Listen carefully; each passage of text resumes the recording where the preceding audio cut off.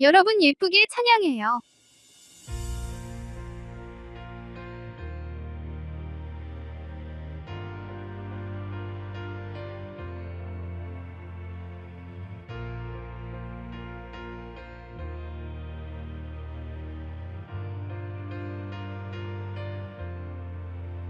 이 세상 험하고 나 비록 약하나 늘 기도 힘쓰면 큰 권능 얻겠네.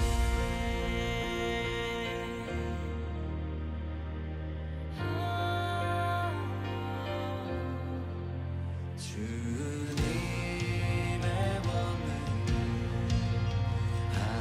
한없이 크오니 또 같은 내 마음 곧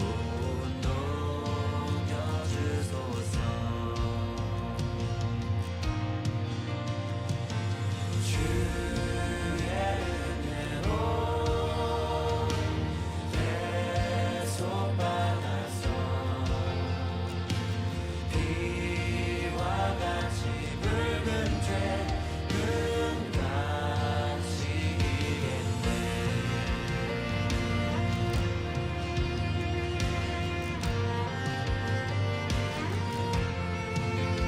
내 맘이 약하여 늘 넘어지오니 주 예수님 주사 굳세게 하소서. 주의 은혜로 대속받아서 비와 같이 붉은 죄 눈같이 이겠네. 주의 은혜로 대속받아서 비와 같이 붉은 죄 눈같이 이겠네.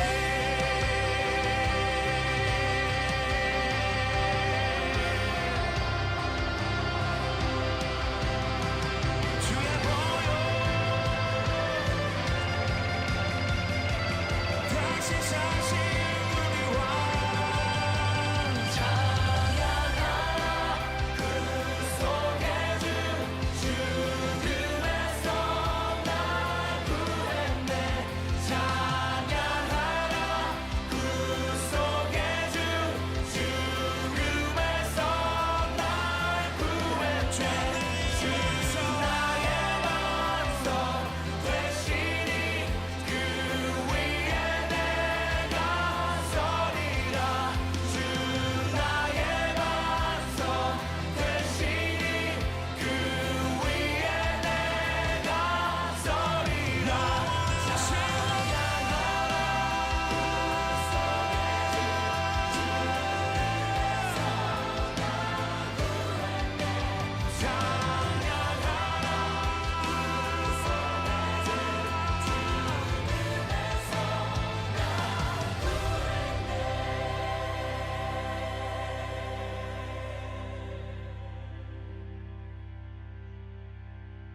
죄 사함 받은 후 새 사람 되어서 주 앞에 서는 날 늘 찬송하겠네.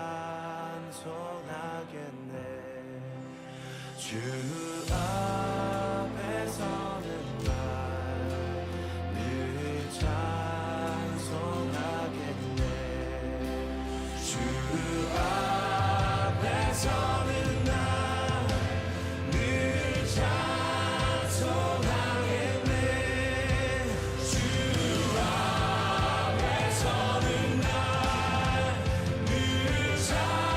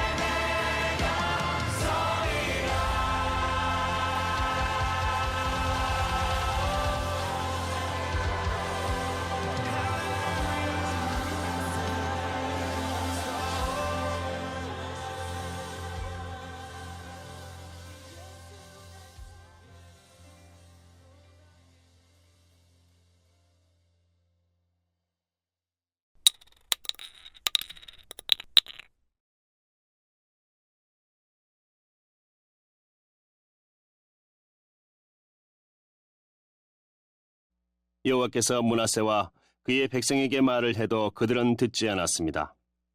그래서 여호와께서 아시리아 왕의 군대를 보내 유다를 치게 하셨습니다. 그들은 므낫세를 사로잡아 쇠사슬로 손을 묶고 바빌론으로 끌고 갔습니다. 므낫세는 고통을 당하는 가운데 그의 하나님 여호와께 빌었습니다. 므낫세는 자기가 조상들의 하나님 앞에서 저지른 일들을 뉘우쳤습니다. 므낫세가 기도드리니 여호와께서 들으시고 그를 불쌍히 여기셨습니다. 그래서 여호와께서 그를 예루살렘으로 돌려보내 주셨습니다. 그때서야 므낫세는 여호와께서 참 하나님이신 것을 깨달았습니다. 이제 설교 시간이에요. 주신 말씀을 가슴 속에 새기면서 들어볼까요? 10월 26일 아잠 예배 본문은 역대하 33절 10절에서 13절까지의 본문의 말씀으로 므낫셋의 회개라는 제목으로 여러분들과 말씀을 나누겠습니다. 본문은 남유대 그 14대 왕인 므낫셋의 통치에 대해서 우리 다루고 있습니다. 여기서는 전반부 1절부터 11절까지는 므낫셋의 그 통치의 개요, 그 다음에 기본적인 평가, 또 이 사람이 초기의 그 우상 숭배와 그 아수르 그 나라의 포로에 대해서 나누고 있고, 이어서 12절 13절은 므낫셋의 회개로 말미암아 다시 돌아오게 되는 귀환 및 그 왕권의 회복과 어떤 종교개혁이라고 할까요? 및 그에 대한 사실들을 다루고 있습니다. 먼저 므낫셋이 그 아수르의 그 포로를 당하는 그 치욕을 당해서 하나님께 회개한 결과 하나님께서 그에게 은혜를 베풀어 그로 하여금 석방되어 다시 예루살렘으로 귀환하여서 왕권을 회복할 수 있게 하신 그 사실을 언급하고 있습니다. 본문이 오늘 우리에게 주는 영적 교훈이 무엇인지 한번 살펴보겠습니다. 이 므낫셋은 남유다 왕들 가운데 가장 오랫동안 왕위에 있었던 왕으로 그의 그 조부인 아하스 이상으로 아주 악한 왕이었습니다. 하나님은 이러한 므낫셋에게 선지자들을 보내어 돌이킬 것을 권고하셨습니다. 그 므낫셋 시대에 활약한 대표적인 선지자로는 우시아부터 활동한 그 이사야 선지자가 있습니다. 하나님은 분명 이사야 선지자를 통하여 므낫셋을 권고하셨을 것입니다. 그러나 므낫셋은 이러한 권고를 듣지 않았습니다. 전에 내려오는 말에 의하면 므낫셋은 자신을 책망하며 회개를 촉구하던 이사야 선지자를 톱으로 켜 죽었다고 합니다. 이쯤 되면 우리는 므낫셋이 얼마나 사악한 인물이었는지 알 수 있습니다. 그러므로 하나님은 당대 최고 강국이었던 그 아수르로 하여금 유다를 침공케 함으로써 그를 징계하셨습니다. 즉 하나님은 므낫셋으로 하여금 그 아수르의 포로가 되게 하신 것입니다. 우리는 이러한 상황을 보면서 므낫셋의 운명이 이것으로 끝났다고 생각할 수 있습니다. 그런데 본문 우리 13절 하반에 보게 되면 므낫셋이 다시 예루살렘으로 돌아와 왕권을 회복하였다 말씀하고 있습니다. 이에 대하여 우리 12절, 13절 상반절은 그 이유를 저가 환난을 당하여 그 열조의 하나님에게 크게 겸비하여 기도한 거로 하나님이 그 기도를 받으시며 그 간구를 들으셨기 때문이다 라고 말씀하고 있습니다. 다시 말해서 하나님은 므낫셋이 징계를 받아 포로로 잡혀가는 환난을 당하여 당신께 겸손히 회개하며 기도하자 그 기도를 들어주사 그를 다시 회복시켜 주셨다는 것입니다. 여러분, 므낫셋처럼 악한 자도 회개할 때 용서를 받고 다시 회복되었다라는 사실이 참으로 놀랍지 않습니까? 하나님께서 므낫세처럼 악한 자의 기도를 들으셨다는 사실이 놀랍지 않으십니까? 여러분, 우리는 이 사실을 통해서 깨달아야 합니다.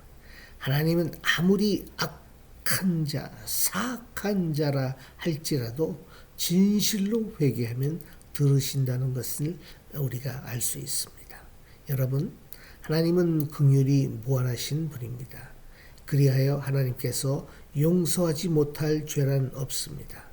중요한 것은 회개의 여부입니다. 하나님께서 진실로 회개하기만 하면 아무리 악한 자라도 용서하십니다. 가롯 유다가 예수님을 파는 악을 저질렀지만 그의 죄질이 악해서 용서받지 못할 것이 아닙니다. 그가 용서받지 못하는 것은 회개하지 않았기 때문입니다. 바울은 그 죄질이 매우 나쁜 사람 중에 하나였습니다. 그는 복음을 회방하고 예수 믿는 사람을 잡아 죽이는 일에 앞장선 인물입니다. 그러한 그가 용서를 받고 기독교 역사에 탁월한 업적을 남기는 인물로 거듭날 수 있었던 것은 그가 진실로 회개하였기 때문입니다. 그러므로 우리는 회개하기에 주저해서는 안 됩니다. 사실 우리는 연약한 인간으로서 죄를 안 짓고 산다는 것이 불가능합니다. 하나님도 우리의 이러한 연약함을 아십니다. 때문에 우리가 죄를 지었다고 해서 당장에 심판하여 멸망에 처하게 하시지 않습니다. 하나님은 우리가 죄를 범하면 징계하시되 또한 회개의 기회도 주십니다. 그리고 회개하기만 하면 우리를 다시 회복시켜 주십니다. 여러분은 이 사실을 기억하고 여러분의 죄가 아무리 무거운 것이라 할지라도 하나님의 자비하심과 그리스도의 보혈의 공로를 의지하여 회개하기를 주저하지 않기를 바랍니다. 우리 13절을 조금 12절을 좀 자세히 보게 되면 므낫셋이 환난을 당하여 그 하나님 여호와께 간구하고 그 열조 하나님 앞에 크게 겸비하였다고 말씀하고 있습니다. 즉 므낫셋은 환난을 통하여 자신의 잘못을 깨닫고 하나님께 겸손히 회개한 것입니다. 이렇게 본다면 므낫셋에게 있어서 이 환난이라는 것이 매우 유익한 것이었다라고 할 수 있습니다. 사실 이것은 하나님께서 므낫셋에게 환난을 주신 목적이기도 하였습니다. 하나님께서 므낫셋에게 아수르 포로라는 심각한 환난을 주신 것은 그의 죄와 회개치 않는 완고함에 대한 심판이라고 할 수 있습니다. 그러나 하나님께서 그에게 그러한 환난을 주신 것은 단지 그를 심판하기 위한 것이 아니었습니다. 하나님께서 므낫셋에게 환난을 주신 것은 다른 한편 하나님의 권고를 듣지 않는 그로 하여금 자신의 죄를 깨닫고 회개하도록 하기 위한 것이었습니다. 므낫셋은 이러한 하나님의 의도대로 환난을 당하여 자신의 잘못을 깨닫고 겸손히 회개하기에 이른 것입니다. 이러한 사실이 보여주듯이 환난은 우리로 하여금 하나님 앞에서 겸비하게 하는 긍정적인 측면이 있습니다. 물론 환난을 당했다고 해서 다 하나님 앞에서 겸비하게 되는 것은 아닙니다.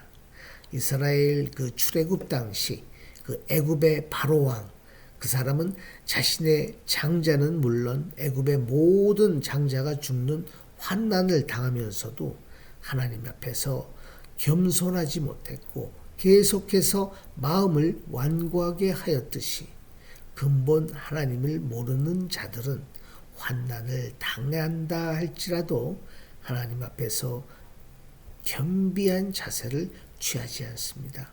설령 그들은 환난을 통하여 죄를 깨닫는다 할지라도 회개할 줄 모릅니다. 그러나 본래 하나님께 속한 사람은 환난을 당하면 자기 죄를 깨닫고 하나님 앞에 겸비하여 회개하게 됩니다.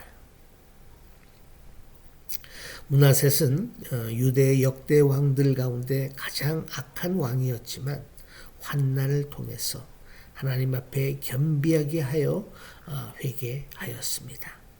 이는 그가 어려서 그의 부친 히스기야를 통해서 하나님에 대하여 배우고 알았기 때문입니다.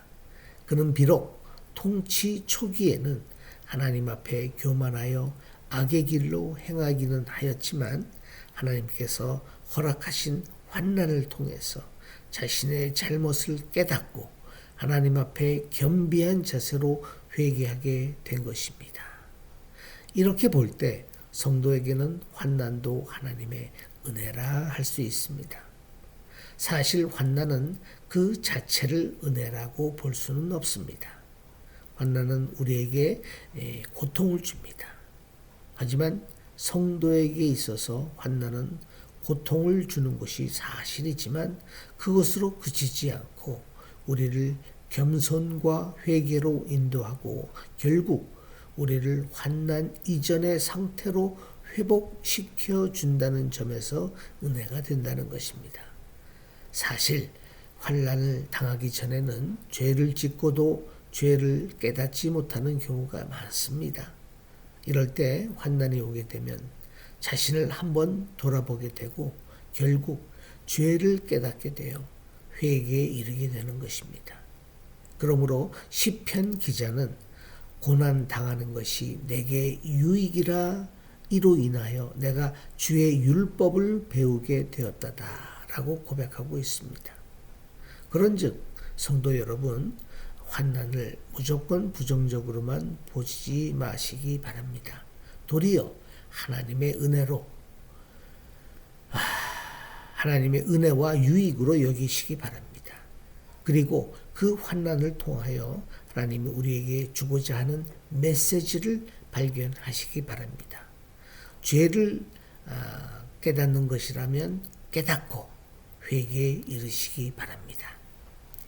성숙한 신앙에 이르는 것이면 인내를 통해서 한 차원 더 높은 신앙의 단계로 나가기 바랍니다.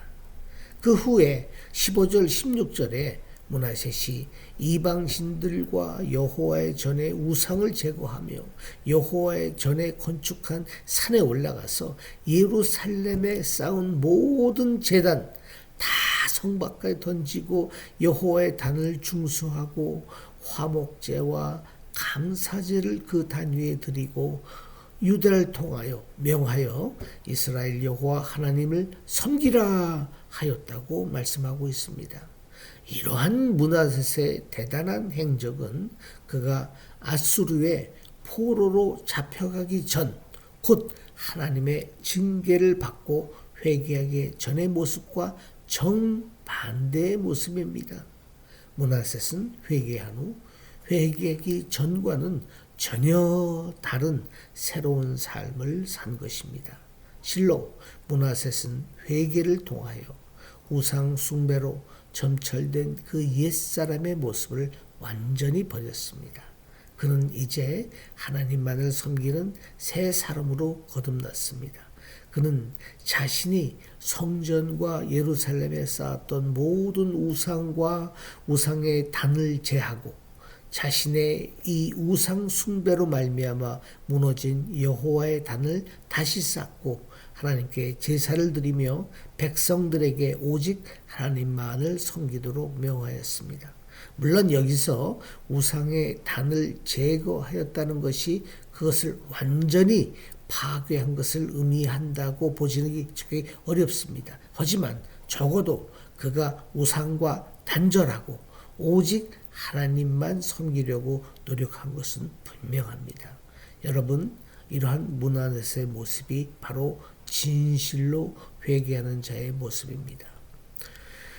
진실로 회개하는 자는 옛사람을 끊어버리고 새로운 삶을 살려고 결단하는 모습이 있게 마련입니다.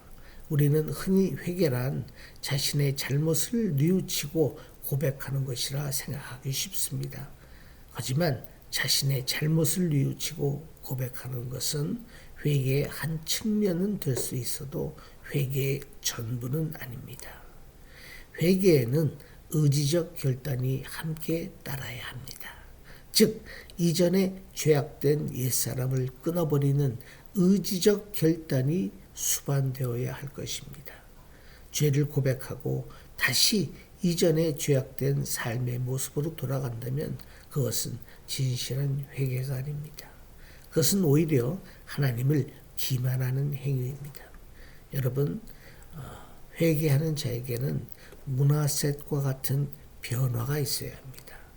바울과 같은 변화가 있어야 합니다. 바울은 회개하기 전에는 복음의 회방자요 핍박자였는데 회개한 후에는 복음의 수호자와 전파자가 되고 복음을 위해서 자신을 희생하는 참 복음의 일꾼이 되었습니다. 그는 회개하기 전 많은 그리스도인들을 위협하고 해했지만 회개한 후에는 수도 헤아릴 수 없는 많은 영혼들을 죄에서 구원하였습니다. 이러한 변화가 회개한 자에게 있어야 하는 것입니다. 여러분, 이러한 변화의 모습이 있습니까? 이전 죄의 모습을 청산하고 여러분을 하나님께 의의 병기로 드리는 새로운 삶을 사시길 기원합니다. 이제 한 달 후면 우리는 다시 대강절을 맞이하며 주님을 모시는 우리의 새로운 마음을 가지게 될 겁니다. 한 달 동안 이제 성령 강림 마지막 달입니다. 마지막까지 회개하여 하나님께 영광 돌리며 자신의 새로운 삶을 사시기를 간절히 기도합니다.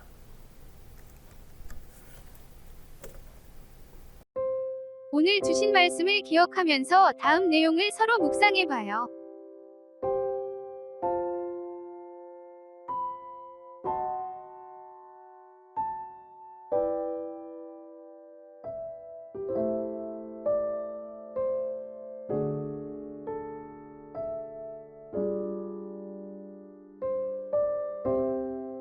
이제 주님께서 주신 기도로 예배를 마치겠습니다.